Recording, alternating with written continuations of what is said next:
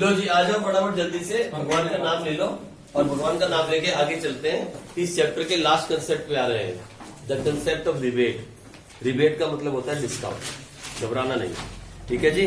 Concept of rebate में rebate का मतलब क्या है? डिस्काउंट। हम रिबेट को डिस्काउंट भी बोलते हैं।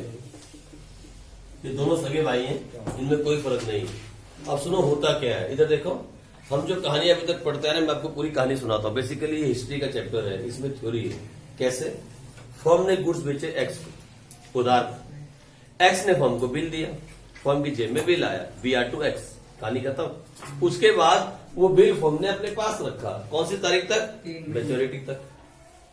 एक काम हो सकता है, या उस बिल को फर्म ने डिस्काउंट करवा लिया बैंक से, दूसरा काम हो सकता है, या किसी को एंडोर्स कर दिया, या किसको दे दिया? बैंक को फॉर कलेक्शन। चार काम। चारों कामों के अंदर लास्ट में जब ड्यू डेट आई तो एक्स ने पैसे दे दिए, बिल मेट, होगी बात खत्म। या क्या हो सकता है? एक्स ने पैसे देने से मना कर दिया, डिसऑनर्ड हो गया। ऑनर्ड भी हो सकता है और डिसऑनर्ड। फिर उसके बाद क्या हुआ? ये दोनों के दोनों नोटरी के पास चले गए और दोनों के बीच में फैसला करवा दिया गया। हमने वो सारा फैसला देखा कैसे होता है, इंटरेस्ट दिया जाएगा, ये वो सब हो गया, कहानी हमने पढ़ी। फिर हम आए एक नए कंसेप्ट की तरफ, the concept to calculate the due date. हमने कहा जब ड्यू डेट की बात आएगी तो चार तरह का बिल होता है। एक तो नॉर्मल बिल, एक बिल आफ्टर साइट, एक बिल आफ्टर डेट, और बिल कौन सा था? बस चार तरह का बिल था। उस चार तरह के बिल में हमने कहा कोई प्रॉब्लम नहीं है, 99% नॉर्मल बिल का क्वेश्चन आता है। लेकिन बाय चांस आपको चेक करने के लिए मैडम बिल में लिख सकती है एट साइड, आफ्टर डेट, या आफ्टर डेट साइड, कुछ भी लिख सकती है। उसमें हम क्या क्या करते हैं मैंने आपको कल समझा दिया। भाई आ जाओ। उसके बाद हमने कहा और क्या हो सकता है? बिल डिसऑनर होने से पहले ही अगर एक्स आ जाए और हाथ जोड़ के बोले भैया मुझे कुछ टाइम और चाहिए, तो आप बिजनेस कर रहे हो। आपने क्या किया? पुराना बिल किया और नया बिल लिख दिया, that is called renewal of bill. लेकिन आज एक नई कहानी है। आज की स्टोरी जो है वो है कंसेप्ट ऑफ रिबेट। अब सुनो क्या हुआ इस बार। अब सुनना क्या हुआ। मैं हूं फॉर्म, आप हो एक्स, मैंने आपको गुड्स बेचे, वही वाली कहानी। गुड्स बेचे तो क्या एंट्री की अपनी किताब में? X account debit to sales. Fine. आपने मुझे बिल दिया, क्या एंट्री की हमने? Bear account debit to. उसके बाद मालूम है क्या हुआ? आज वो क्या है? अश्विन का है। ओहो सीधे हो जाओ है? उसके बाद क्या हुआ मालूम? इस बार देखो क्या हुआ। आप एक्स और मैं फॉर्म, मालूम है क्या हुआ? कितने का बिल था मालूम? बोलो कितने का था? 2 लाख का। पता है इस बार क्या हुआ? 3 महीने का बिल था, 3 मंथ्स का बिल था। अचानक लॉटरी लग गई आपकी, या कहीं से पैसा आ गया। आप भागे भागे मेरे पास आए, मालूम क्या बोला? भैया तेरे कितने पैसे देने हैं? मैंने बोला 2 लाख। ये पकड़ आज ही ले ले। अब मुझे सोच के बताना, मैं भी एक बिजनेसमैन, आप भी एक बिजनेसमैन, आप मेरे दरवाजे पे खड़े हो, 2 लाख रुपए लेके हाथ में कैश, ठीक है। लेकिन मैंने आपको उधार दिया 3 महीने का। अभी 3 महीने होने में 1 महीना बाकी है। आप मेरे दरवाजे पे पैसे लेके खड़े हो। बोलो एक समझदार बिजनेसमैन की तरह मैं क्या बोलूंगा? चला जा वापिस, 1 महीने के बाद आई हो, या चल दे दे पैसे। बोलो क्या बोलूंगा? पैसे को मना करता है बिजनेसमैन? लक्ष्मी आई को मना नहीं करता है। सिर्फ मेरे जैसा पागल ही ऐसा करता है जो बच्चों को ट्यूशन से निकाल देता है, भाग जाए यहां से। बाकी कोई नहीं करता है। देखा कभी किसी सेंटर में किसी बच्चे को ट्यूशन से निकालते देखा है? कभी देखा है कि किसी सर ने बच्चों को निकाल दिया हो? ऐसा नहीं होता है, क्योंकि लक्ष्मी को कोई मना नहीं करता आने से। ये मेरे जैसे पागल टीचर होते हैं जो निकाल देते। मैंने एक साथ 16 बच्चे भी निकाले हैं एक ही ग्रुप में से। जो बच्चे मेरे पास पुराने पढ़ रहे हैं उनको मालूम होगा, मैंने एक साथ एक ग्रुप में से मस्ती करने के चक्कर में 16 बच्चे एक साथ निकाल दिए थे। लेकिन बाद में घूम के उसमें से 11-12 वापिस आ गए, और उनमें से कुछ अभी भी मेरे पास पढ़ रहे हैं जिनको मैंने 10th में निकाला था। मस्ती कर रहे थे, है ना। पैसे से जिनको प्यार होता है वो नहीं निकालेंगे। तो बिजनेसमैन की बात करते हैं, छोड़ो मेरी बात, मैं तो गरीब आदमी हूं। इधर देखो आप, फिर बिजनेसमैन ने क्या किया? वो पैसे ले लिए। लेकिन सुनो ना, ईमानदारी की बात बताओ, जब आपने पैसा देने में डिले किया था तो मैंने आपको क्या चार्ज किया था? आज आप मुझे टाइम से पहला पैसा दे रहे हो तो मुझे क्या देना चाहिए? ये वही कंसेप्ट है, it's a concept of discount. ये मेरी ईमानदारी है। मैं सामने से आपको पता है क्या बोलूंगा? अरे सुन भाई एक्स, तू मुझे 1 महीना पहले पैसे दे रहा है, 10% के हिसाब से या 12% के हिसाब से मैं तुझे 1 महीने का डिस्काउंट दे देता हूं। देना चाहिए कि नहीं देना चाहिए? क्योंकि जब आपने मुझसे हाथ जोड़ के कहा था मेरे पास पैसे नहीं है, अब बिल को रिन्यू कर दो, तो मैंने आपसे क्या चार्ज किया? इंटरेस्ट चार्ज किया। आज मुझे आपको रिबेट देनी चाहिए, बस ये उसी कहानी को हम पढ़ेंगे, ठीक है? तो लो छोटा सा क्वेश्चन करते हैं और उसको समझते हैं, कुछ है नहीं इसमें। और लिखो फटाफट। ऑन 1 जनवरी 2006, लिखो on 1 January 2006 A sold goods to B for rupees 1000. For rupees 1000 छोटा हो जाएगा, 10,000 ही कर लो, वो ज्यादा ही छोटा हो जाएगा। For rupees 10,000, ठीक है, 10,000 कर लेते। फिर क्या हुआ? and draw a bill. Bill लिखा ए ने फॉर 3 months। कितने महीने का बिल लिखा है? 3 महीने का। B accepted the bill.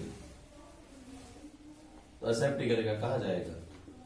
B accept the bill, ठीक है जी। बिल एक्सेप्ट कर लिया एंड रिटर्न टू ए, और रिटर्न कर दिया ए को। लो, इस सारी कहानी तो बकवास है, हम जानते हैं उसको। On 1st March 2006, on 1st March 2006, B retires his acceptance,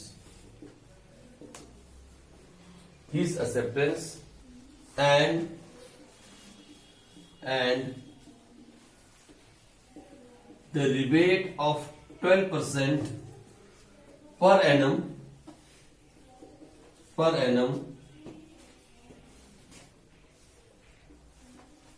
was given to me. लो, इतनी सी एंट्रीज हैं, ठीक है जी। रिटायर का मतलब आप जानते हो, आपने बीआरएस में पढ़ा था। रिटायर का मतलब पे करना है ना। बी पेड हिज एक्सेप्टेंस, मतलब बी ने बिल पे कर दिया। कौन सी तारीख को? 1 मार्च 2006 को। And the rebate of 12% per annum was given to B. सबसे पहली बात सुनो मेरी बात, जब ये टॉपिक आए तो सबसे पहला स्टेप है कैलकुलेट ड्यू डेट। सबसे पहले तो यहां लिख लो, सबसे पहले एंट्री करने से पहले calculate due date. In fact each question में आप ऐसा ही करना, सबसे पहले ही ड्यू डेट को कैलकुलेट कर लो। मुझे बताओ ड्यू डेट क्या होगी? बोलो, इसकी ड्यू डेट क्या होगी? 3 महीने का बिल है, 1/1 को लिखा गया। 1/1 से 1 जनवरी, 1 जनवरी से 1 फरवरी, 1 फरवरी से 1 मार्च, 1 मार्च से 1 अप्रैल। चलो सुनो मेरे, है तो लिखो, इसकी ड्यू डेट होगी 1 अप्रैल 2006, और सामने नोट में लिखो grace period of 3 days will not be considered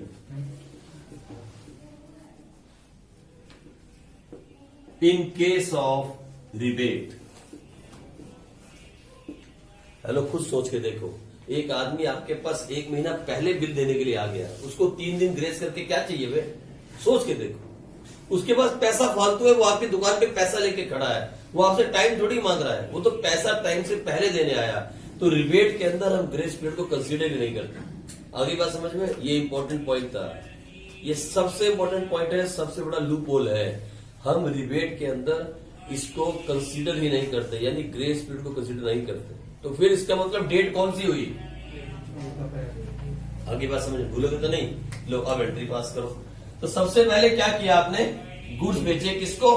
B को। तो बोलो क्या एंट्री, जल्दी बताओ। बी अकाउंट डेबिट टू, बोलो कौन सी तारीख को? कितने के गुड्स बेचे? फिर क्या हुआ? बी ने बीआर दिया, लिखा तो हम नहीं, हमारे पास क्या आया?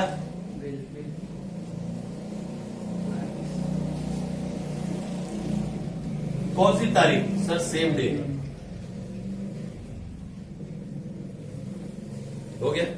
फिर क्या हुआ? हमने बिल अपनी जेब में रखा, और ड्यू डेट को हमने बिल बी से पैसा लेने जाना था, लेकिन उससे पहले ही बी हमारे पास आ गया। कौन सी तारीख को आया? वो देखो, और दुकान पे खड़ा होकर बी ने मालूम है क्या कहा, बिल दो पैसा ले लो, बिल दे दो लेकिन पैसा ले लो। हमने कहा ठीक है भैया दे दो पैसा। हमारे पास क्या आया, और क्या चला गया हमारे पास से। लेकिन सुनो एक लाइन छोड़ना यार, सुनो सुनो सुनो, क्या बी ने पूरा 10,000 रुपये हमारे को दिया ना, हमने इसको डिस्काउंट दिया। कितना डिस्काउंट, 12%। तो ये देखो 10,000 इंटू 12% कितना आ गया। लेकिन सुनो मेरी बात, 12% पूरे साल का इंटरेस्ट है, लेकिन बी ने हमें पेमेंट कितने टाइम पहले कर दी, 1 महीना पहले। तो हमें क्या करना पड़ेगा, यानी कितने रुपए डिस्काउंट दिया हमने। और मालूम है डिस्काउंट जब हम किसी को देते हैं तो वो कंपनी का एक्सपेंस होता है, और एक्सपेंस का बढ़ना डेबिट किया जाता है। तो क्या लिखा आपने, डिस्काउंट चार्जेस अकाउंट डेबिट। कितना, तो कितना पैसा आया आपके पास, लो भाई इसमें कुछ है टॉपिक में, ये बहुत हार्ड टॉपिक है, हो गया खत्म, इतना ही है ये टॉपिक। इस पे क्या था यार, क्या था ना राजन, ना राजन, 1 अप्रैल नहीं है 1 मार्च। पैसा देने तो मार्च को आया ना दुकान पे, ड्यू डेट अप्रैल थी। ड्यू डेट कैलकुलेट करने से ये पता लग गया कि बी हमारे पास पैसे लेके आया कितने दिन पहले, 1 महीना पहले। हम उसको 3 महीने का डिस्काउंट नहीं देंगे, 1 महीने का डिस्काउंट देंगे। आई बात समझ में, हम उसे 1 महीने का डिस्काउंट देंगे, और वो डिस्काउंट आया 100 रुपए। सिंपल है ना, इसमें कुछ था, कुछ भी नहीं है इस टॉपिक में, इट्स यूजलेस टॉपिक। लेकिन ऐसा टॉपिक मैडम पेपर में देती है, पता है क्यों, क्योंकि वो इस कंसेप्ट पे काम करते देखती हैं, ये वाला कंसेप्ट। अब बच्चे पता क्या करेंगे, वो 4 मार्क्स ले लेंगे, फिर दिन कैलकुलेट करना स्टार्ट करेंगे, सारा का सारा सत्यानाश कर देंगे। क्यों, क्योंकि वो इंटरेस्ट निकाल ही नहीं पाएंगे, पॉइंटों में निकाल के खड़े हो जाएंगे। क्योंकि 3 दिन ऐड कर दोगे ना, फिर पॉइंटों में आना स्टार्ट हो जाएगा, फिर दिनों में कैलकुलेट करना पड़ेगा, तो सब सत्यानाश हो जाएगा।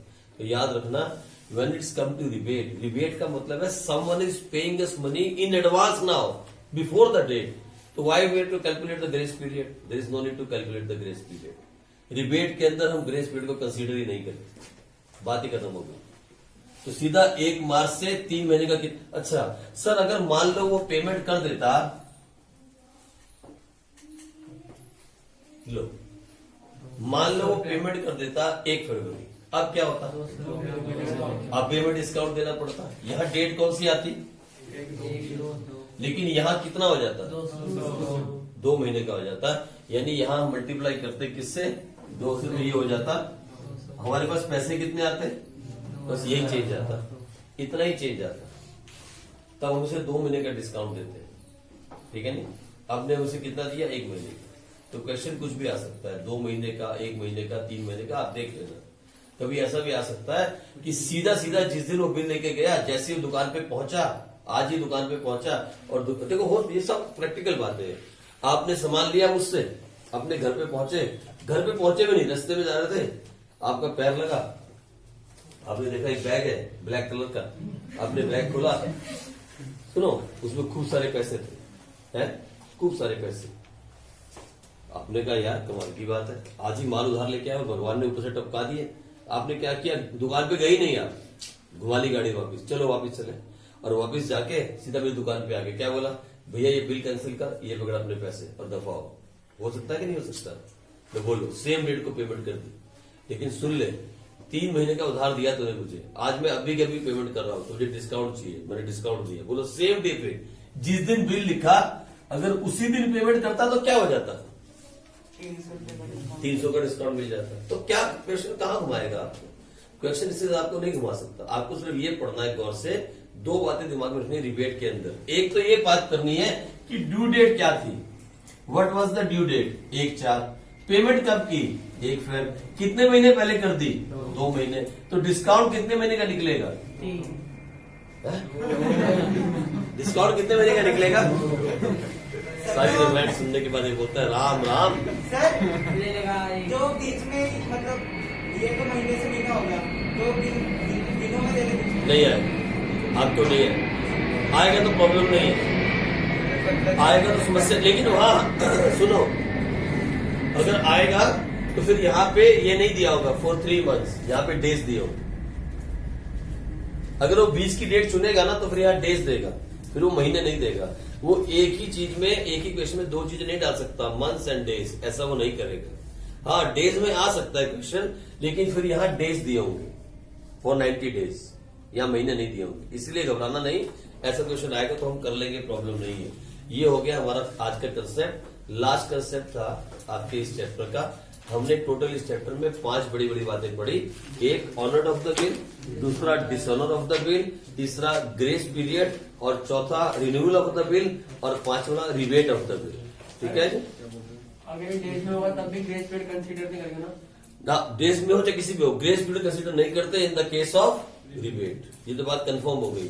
अब सुनो मेरी बात, 5 टॉपिक हमने पढ़ लिए, लेकिन जो भी हमने अभी तक सीखा वो सीखा हमने सिर्फ फॉर्म्स की बुक में। फॉर्म की बुक में क्या एंट्री हो रही है? फॉर्म ने माल बेचा तो क्या एंट्री की? B account debit to sales. Firm को बीआर आया तो क्या एंट्री की? BR account debit to B. Firm को पैसे आए तो क्या एंट्री की? Cash account debit discount to BR. Firm यानी सेलर की बुक्स में। अभी तक हमने बायर की बुक में एंट्री नहीं की, लेकिन ये बीआर का जो चैप्टर है, बीओई का जो चैप्टर है, इस चैप्टर के अंदर हमें 2 बुक्स में एंट्री करनी पड़ती है, एक बायर और दूसरा सेलर, दोनों की बुक्स में, यानी फॉर्म की बुक में भी और एक्स की बुक में भी। तो ये बहुत सिंपल है, it is very simple, it is very easy, क्योंकि यहां तो एंट्रीज हो सकती हैं ज्यादा, पर वहां सिर्फ 4 एंट्रियां होती हैं, 4 या 5, ज्यादा नहीं होती। तो आओ हम एक बार दोनों बुक्स में एंट्री करके देखते हैं और देखते हैं क्या हो सकता है। ठीक है जी, आ जाओ फटाफट जल्दी से। एक लास्ट वो टॉपिक कर ले, where we have to make the general entries in both books. बस उसके बाद इस चैप्टर के सारे क्वेश्चन आप कर जाओगे, ईच एंड एवरी क्वेश्चन आप कर जाओ। लेकिन उस पर जाने से पहले ये कंसेप्ट लिख लो आज का, जो हम कर लेते हैं last, concept of journal entries in both books. Both books में कौन? फॉर्म और दूसरा एक्स।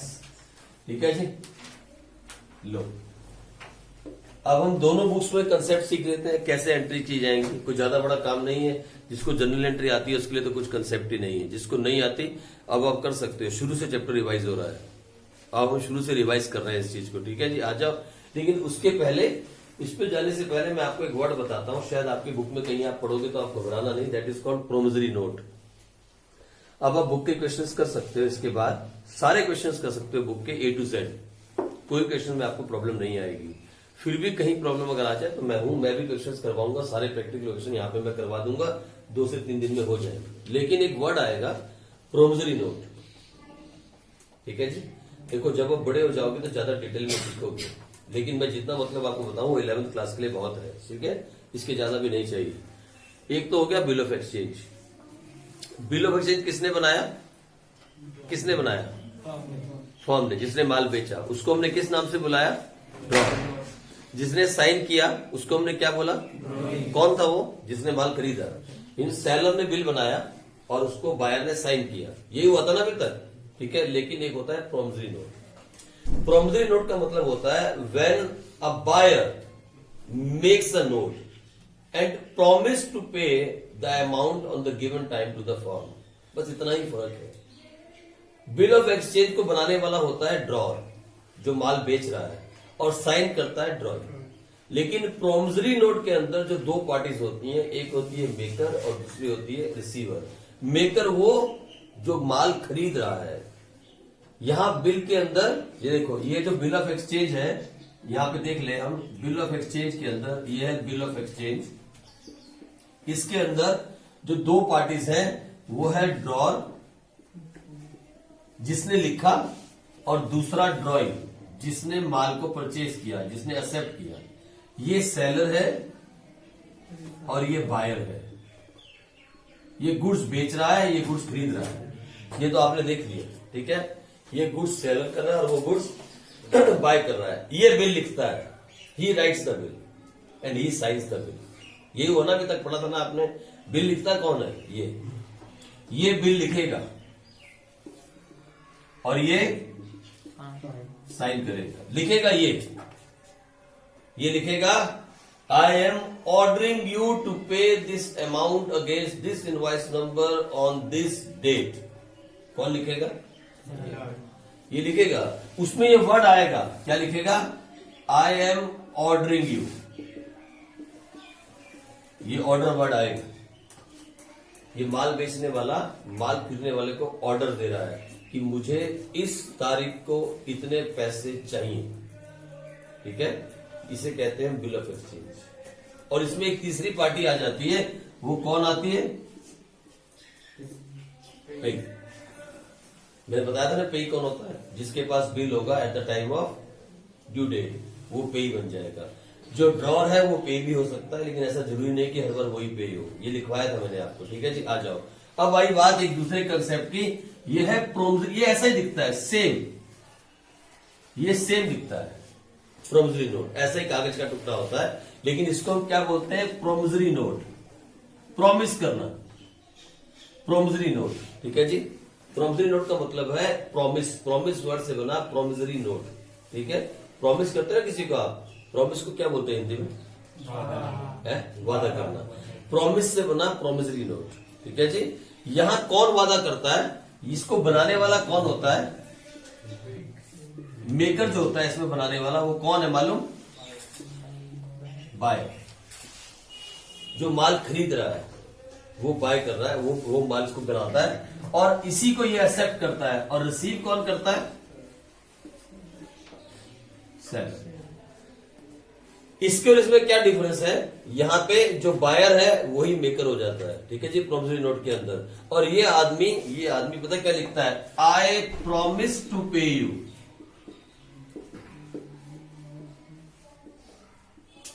या आई रिक्वेस्ट टू पे यू।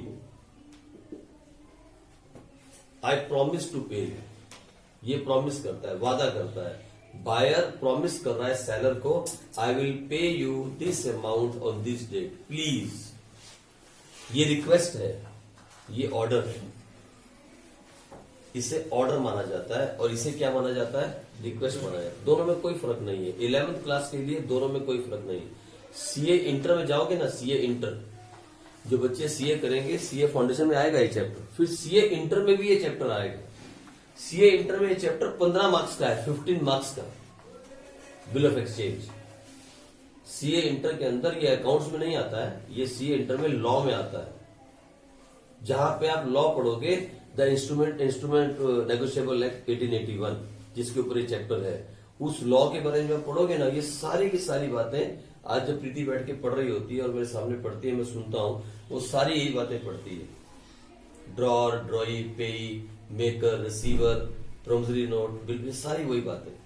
15 मार्क्स का एक चैप्टर है, वहां बहुत डिटेल में पढ़ोगे इन चीजों के बारे में। लेकिन अभी 11th क्लास के हिसाब से बस इतना ही बहुत है। Promissory note it is same as it is bill of exchange. Sir इसका ट्रीटमेंट कैसे होगा, इसमें एंट्री कैसे होगी? Same entries, no difference at all. वही बीआर लिखोगे आप, प्रोमिसरी नोट नहीं लिखोगे। आप क्या लिखोगे? बीआर।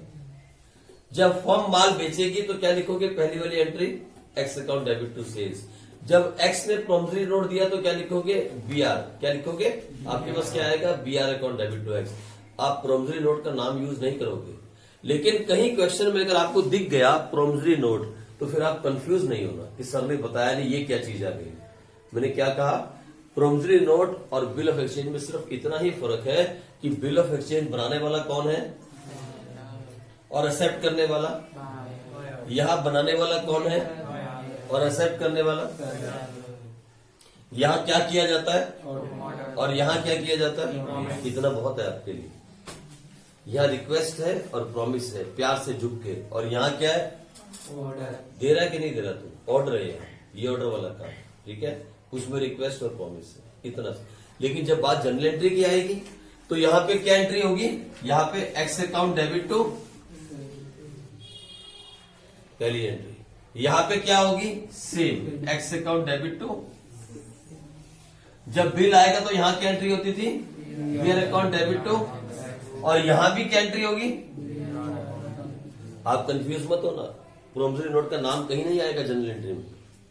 आई बात समझ में?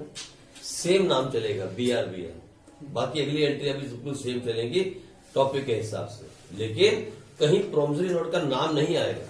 याद रखना 11th क्लास के अंदर कहीं प्रोमिसरी नोट मत लिख देना PR account debit to X, promissory note था सर, हमने ऐसे लिख दिया सर ऐसे करके, ये PN account debit to X, ये मत कर देना।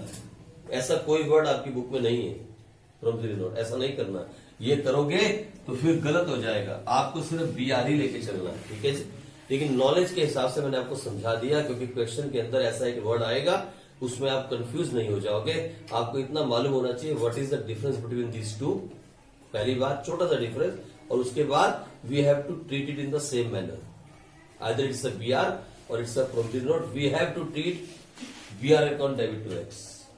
आगे बात समझ में? चलो ये कहानी खत्म हुई, और इसके बाद आगे बढ़े और अब दोनों बुक्स में एंट्री को देखते हैं। आ जाओ फटाफट, आप मेरे साथ पेज को घुमा लो अभी। अब आप अपने पेज को ऐसे कर लो, नोटबुक को ऐसे कर लो, जिनका ये पेज है बहुत अच्छी बात है। इसमें तो पढ़ने वाले बच्चे बहुत समझदार होते हैं, जो इस बुक में पढ़ते हैं ना वो बच्चे बहुत समझदार हैं। हाँ ये नहीं खत्म नहीं हुई, सारी बची हुई है। अपनी शीट्स बाय करके यहाँ रख लो, ताकि नेक्स्ट टाइम एग्जाम देने आओ तो आपकी शीट्स यहाँ पे होनी चाहिए, ठीक है।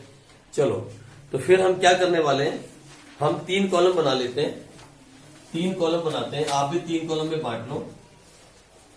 एक लिखो ट्रांजैक्शन, ये सारा चैप्टर रिवाइज हो जाएगा, ट्रांजैक्शन। फिर लिखो in the book of drawer, फिर लिखो इन द बुक्स ऑफ ड्राइंग।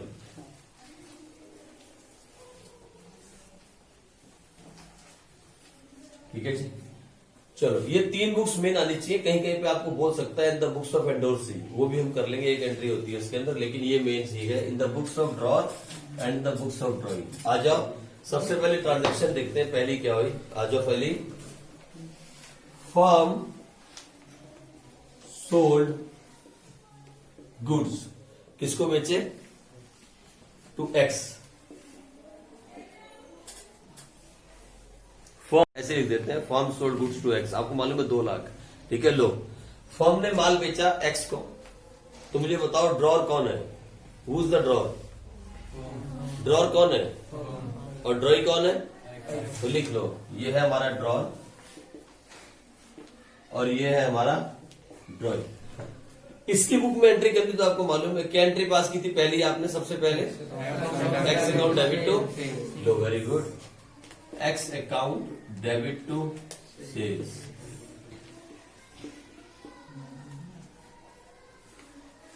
और इसकी बुक में क्या एंट्री होगी, अगर इसकी सेल्स है तो उसकी क्या है, सेल्स इनकम होती है इसलिए क्रेडिट, और परचेज क्या होता है, और परचेज का बढ़ना, तो ये क्या एंट्री करेगा,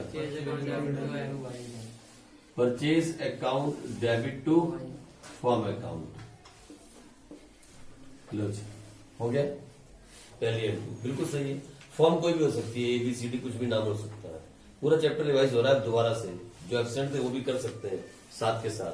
पहली एंट्री हो गई, firm sold goods to X। फिर X फर्म के पास क्या आया, बिल, तो लिखो ट्रांजैक्शन नंबर 2, फर्म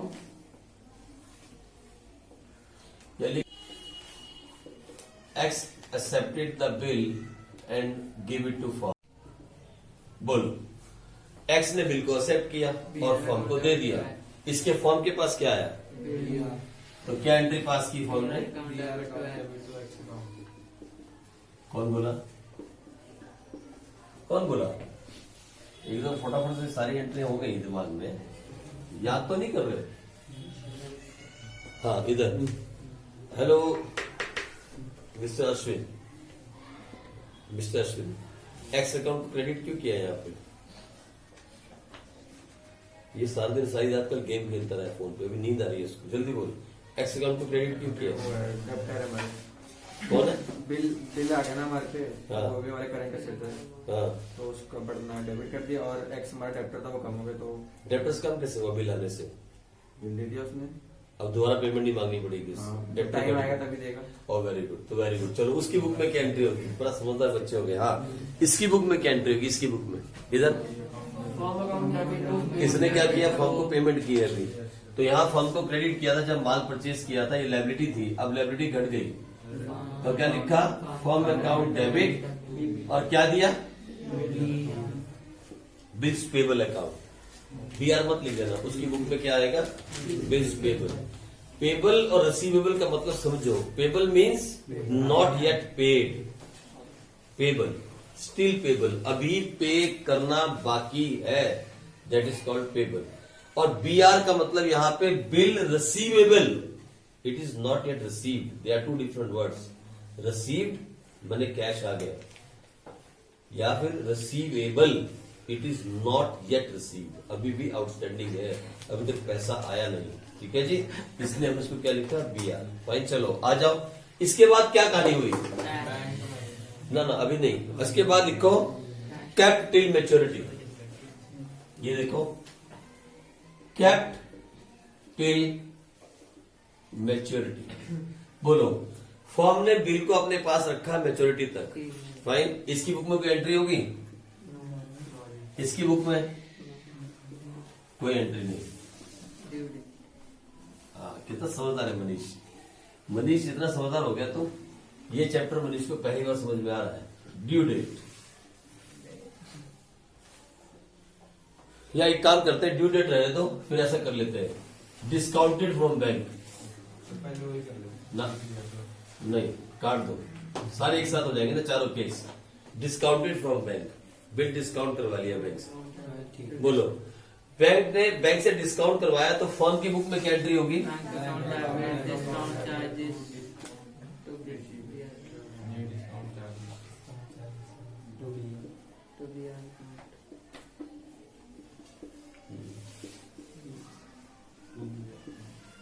अच्छा, फर्म की बुक में क्या एंट्री होगी? कुछ भी नहीं।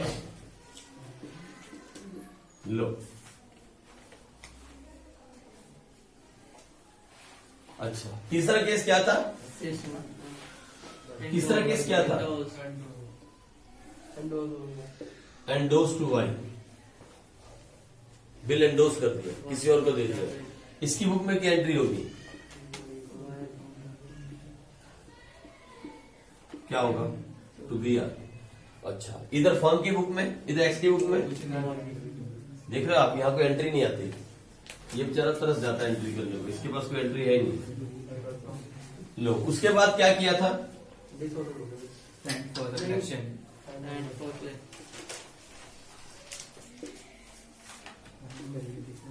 मालूम है ये क्या बना रहे हैं हम? मालूम है क्या बन रहा है? ये पूरे चैप्टर की समरी बन रही है। A3 शीट पे चाहो तो घर पे बना सकते हो अगर आपको रट्टा मारना हो, लेकिन मैं कहूंगा ना बनाओ, रट्टा थोड़ी मारना है।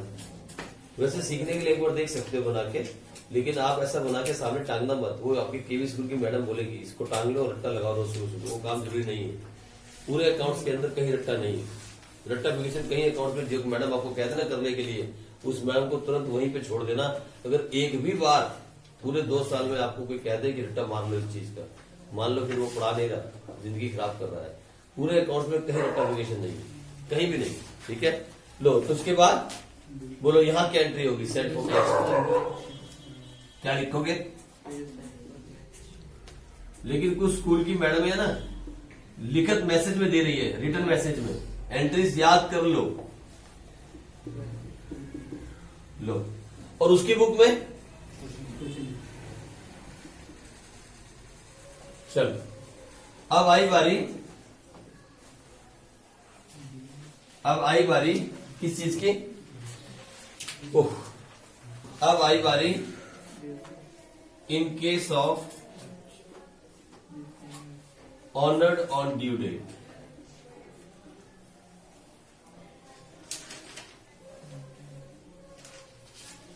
In case of bill honoured on due date, तो पहला लिखता हूं फिर से, number 1 kept till maturity. Maturity वाले दिन अब बिल के पैसे आ गए, तो अगर हमारे पास बिल था तो क्या एंट्री होगी?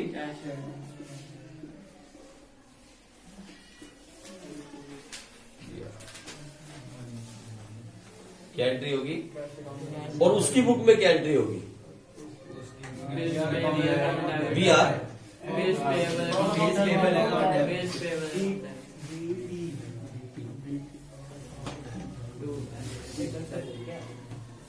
लो,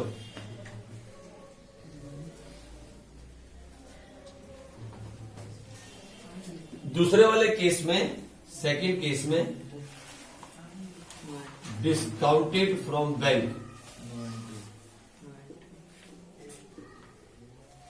एंड ऑनर्ड। ऑनर्ड है ये। यहां इसके पास, यहां तो बिल ऑलरेडी चला गया, लेकिन उसकी बुक में क्या एंट्री होगी? इसकी बुक में सेम एंट्री। सोचो आप, सेम।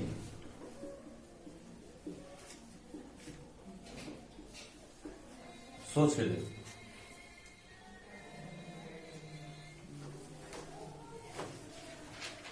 आ जाओ तीसरे केस में। तीसरे केस में क्या था?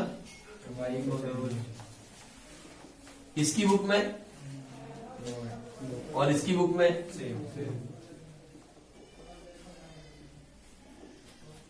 अब आप एक बात नोट कर रहे हो, मैंने क्यों नहीं करवाई आपको ये बुक? ये कितनी आसान है।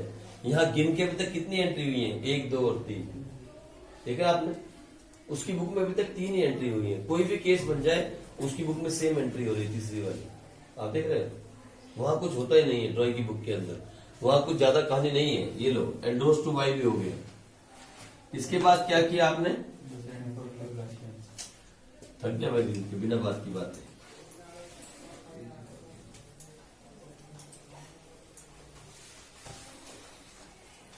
इसकी बुक में क्या एंट्री होगी? बोलो कोई है? कौन बोला नो एंट्री? बस फंस गए। तो देखा, देखा गला क्या बोला? ये बोला क्या बोला? No entry. हाँ। बस मिट्टी खोदी, उसमें सारे नोट्स डाल दो, बिल्स पे, बीओई के अकाउंट के, और उसके ऊपर पौधा लगा दो। चलो एंट्री करो फटाफट जल्दी। इसकी बुक में क्या एंट्री होगी? पैसा आएगा। पैसा बोलो, कहाँ पैसा आएगा? बैंक अकाउंट में पैसा आएगा। और क्या जाएगा हमारे पास से? To nonsense. बीआर तो पहले दे दिया बैंक को, दोबारा को तो बीआर देगा, खुद लिख के देगा क्या बीआर? अब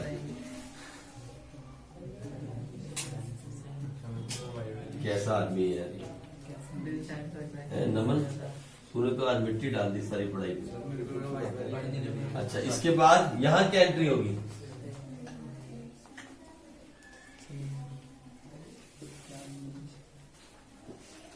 बस सब में सेम एंट्री हो रही है। आप देखो, ऑनर्ड के चारों केस में एक एंट्री, ऊपर सिर्फ 2 एंट्री है। इसमें केस पे डिपेंड करता है। अगर कैप टिल मैच्योरिटी है तो ये एंट्री, डिस्काउंट करवा लिया तो ये एंट्री, एंडोर्स कर दिया तो ये एक ही होगी, इनमें से कोई एक। सेट फॉर कलेक्शन ये कर दिया। इन चारों में से कोई एक काम होगा एक बिल के साथ। चारों काम तो एक साथ हो नहीं सकते। फिर उसके बाद क्या हुआ?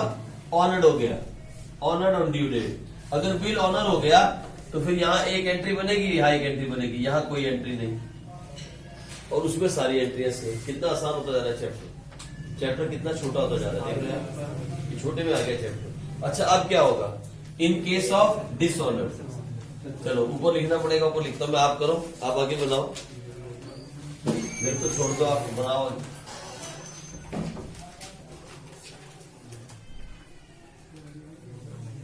बैठाओ।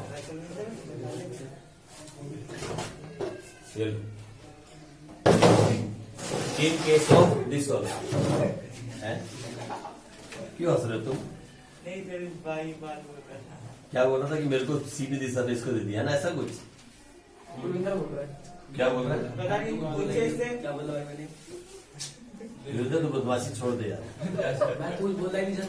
बिल्कुल नहीं बोला यार, मुझे मालूम है दिलीप तो अपने आप से बना के बोला। हाँ सर, देखो। मैं जानता हूँ, हाँ मैं इसकी नस नस जानता हूँ, इसकी नस नस मुझे मालूम है, मालूम कर सब जानता है इसके बारे में। लो आ जाओ, अब चलते हैं ऊपर की तरफ। In case of dishonour on due date, अब ये सारी एंट्री हमें बताओ कौन बताएगा? ये सारी एंट्री हमारे को अश्विन बताएगा। हाँ अश्विन जल्दी लो, बस अश्विन आ जाए था इधर। आज ये उदास सा है, क्या चक्कर है? ठीक भी है क्या? है? क्या बोला? है? भाई तो खुशी की बात है, इसमें उदास होने वाली क्या बात है? नहीं ऐसा लग रहा है मुझे, पता नहीं क्यों। इसे बोल रहा था तू नहीं तो कोई और सही, और नहीं तो कोई और सही, फिर क्या प्रॉब्लम थी? ब्रेकअप तो अच्छी बात है, आ जाओ इन बातों से बाहर आ जाओ। In case of dishonour on due date, dishonour हो गया, लेकिन क्या था?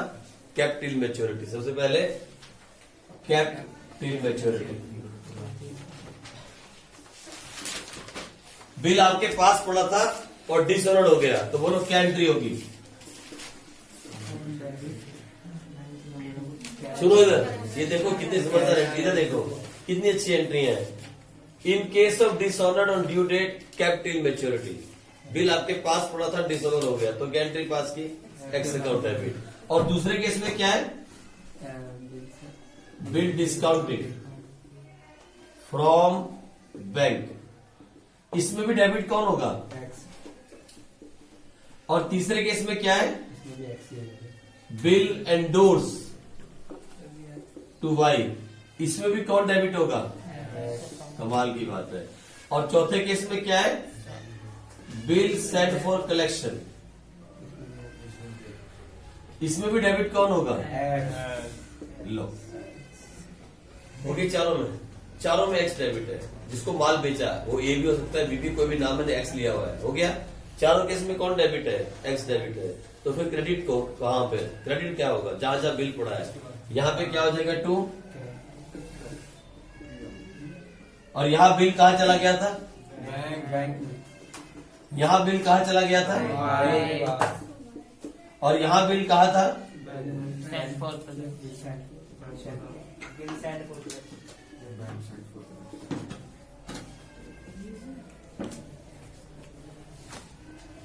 ठीक है जी, आई बात समझ में। लेकिन यहाँ पे एक एंट्री और होगी, मालूम कौन सी? बोलो कौन सी? Bank charges. यहाँ पे एक एंट्री याद करना, बैंक चार्जेस के, मांगे लिखने की कोई बात नहीं। हो गए सारे केस, ये ऑनर्ड के केस हो गए, ये डिसऑनर्ड के केस हो गए।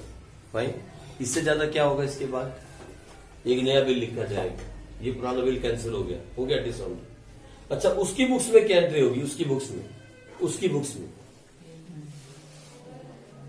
बुक में तो एंट्री करनी पड़ेगी ना। इन चारों केस में उसकी बुक में क्या एंट्री होगी? करो एंट्री जल्दी से। उसकी किताब में क्या एंट्री होगी? इसकी बुक में क्या एंट्री पास करोगे? ये देखो इधर, इसने क्या लिखा था? जब पैसा दिया तो क्या लिखा था? BP to cash, BP to cash, BP to cash, BP to cash, जब पेमेंट की थी। अब दोबारा से इसकी लायबिलिटी बन जाएगी, तो क्या एंट्री पास करनी पड़ेगी? लायबिलिटी बढ़ेगी न कि घटेगी? इसकी लायबिलिटी बढ़ जाएगी, इसको पैसा देना पड़ेगा, तो क्या करेगा? ये क्या एंट्री पास करेगा? बताओ क्या लिखेगा? बोलो, ये लिखेगा? क्या लिखेगा? Firm account debit. फिर क्या लिखेगा? To bills payable. अच्छा रुक जाओ,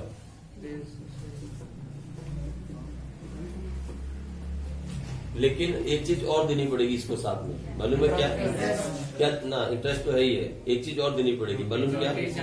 नोटिंग चार्जेस। आपकी किताब में नोटिंग चार्जेस कहीं नहीं आएगा, लेकिन उसकी बुक में नोटिंग चार्जेस आएगा, तो उसका नोटिंग चार्जेस एक्सपेंस है, उसको लिखना पड़ेगा नोटिंग चार्जेस अकाउंट डेबिट। तो भी आई बात समझ में? और चारों केस में सेम एंट्री, सेम और सेम।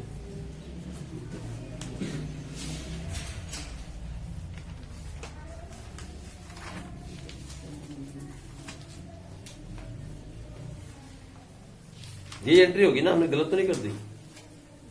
चारों केस में है ना, ये एंट्री होगी। क्योंकि आपने जब बिल दिया तो क्या एंट्री की थी पीछे? जब बिल दिया तो क्या एंट्री की थी? जब सेकेंड एंट्री क्या थी? BR account debit. फॉर्म की बुक, एक्स की बुक में सेकंड एंट्री क्या थी? सेकंड एंट्री है firm account debit to BP firm account debit to account. BP account. तब फॉर्म को पेमेंट की थी ना हमने उस टाइम पे, फॉर्म को पेमेंट की थी और बीपी को क्रेडिट किया था, है ना। बिल्स पेपर को हमने क्रेडिट किया था क्योंकि फॉर्म को हमने पेमेंट की थी और फॉर्म उसकी लायबिलिटी थी। लायबिलिटी का घटना उसने क्या किया था? एक लायबिलिटी घटी थी और एक बढ़ गई थी। मुझे लगता है एंट्री गलत कर दिया, ये एंट्री रॉन्ग कर दिया, ये एंट्री आपने गलत कर दी। सेकंड एंट्री क्या थी जरा फॉर्म की बुक में देखो, एक्स की बुक में सेकंड एंट्री क्या थी? What was the second entry? Firm account debit to, वहां फॉर्म को आपने डेबिट किया था जब बिल्स दिया था, तो यहाँ बिल बाउंस हुआ है, तो फिर एंट्री गलत कर दी आपने, ये एंट्री गलत हो गई। ये एंट्री होनी चाहिए थी BP account debit noting charges account debit to BP, sorry to firm, sorry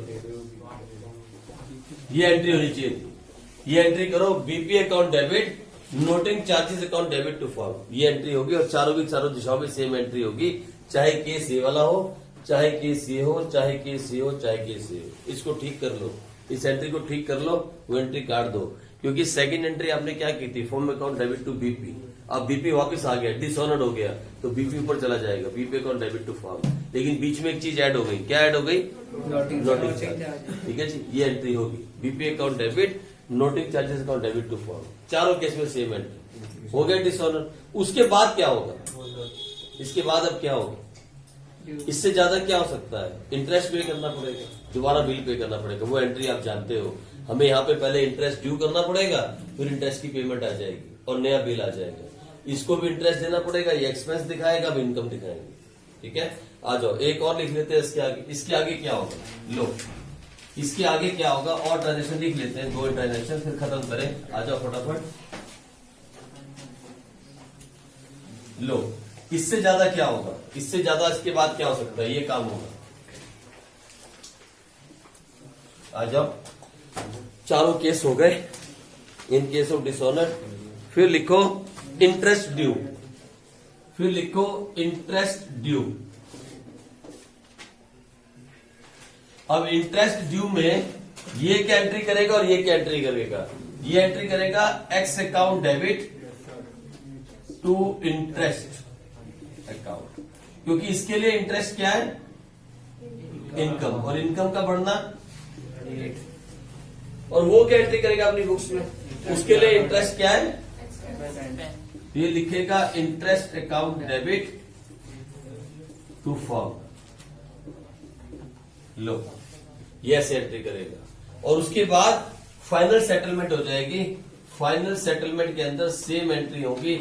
अगर पैसा आ गया तो ठीक, नहीं आया तो फिर आपको मालूम है, चारों के चारों केस में फाइनल सेटलमेंट हो जाएगी। ठीक है जी, वो एंट्री आप जानते हो, चारों में पैसा आ जाएगा तो ठीक है, नहीं आएगा तो बैड डेब्ट्स। ये पूरा चैप्टर रिवाइज हो गया, इट्स अ कंप्लीट चैप्टर। पूरे चैप्टर में जितनी भी एंट्रीज होनी है आपने नोट किया होगा। एक्स की बुक में कितनी एंट्री हुई जरा नोट करो तो। एक्स की बुक में मैक्सिमम कितनी एंट्री हुई? जो एक जैसी उनको एक ही गिनना। मैक्सिमम कितनी एंट्री हुई? 5। और छठी एंट्री कब होगी? फाइनल सेटलमेंट पे। यानी एक्स की किताब के अंदर, ड्रॉय की किताब के अंदर, इधर देखो, ड्रॉय की किताब के अंदर मैक्सिमम 6 एंट्री बनेगी। मैक्सिमम 6 एंट्री ड्रॉय की बुक में, इस पूरे चैप्टर में। और ड्रॉर की बुक में केस के हिसाब से बनेगी, जो केस आएगा वैसी एंट्री बनेगी। आप देख रहे हैं, ये पूरा चैप्टर का रिवीजन है, इट्स अ कंप्लीट चैप्टर। हाँ, ये एंट्री जो है फाइनल सेटलमेंट की, अगर पैसा आ गया तो ठीक, नहीं आया तो बैड डेट्स मैंने आपको करवा रखी है। मर गया, कम दिया, नहीं दिया, तो सारी बातें यहां आ जाएंगी। ठीक है, अब इसके प्रैक्टिकल क्वेश्चंस हम कल करना स्टार्ट करेंगे, लेकिन आप घर में चाहो तो इसके प्रैक्टिकल क्वेश्चन ट्राई कर सकते हो। सारे क्वेश्चन नंबर 1 से लेकर लास्ट तक, अब कोई आपको बीच में बंदिश नहीं है। आप चाहो तो आज ही इस चैप्टर को खत्म कर सकते हो। कितने क्वेश्चन है इसमें जरा जल्दी बताओ, कितने प्रैक्टिकल क्वेश्चन है?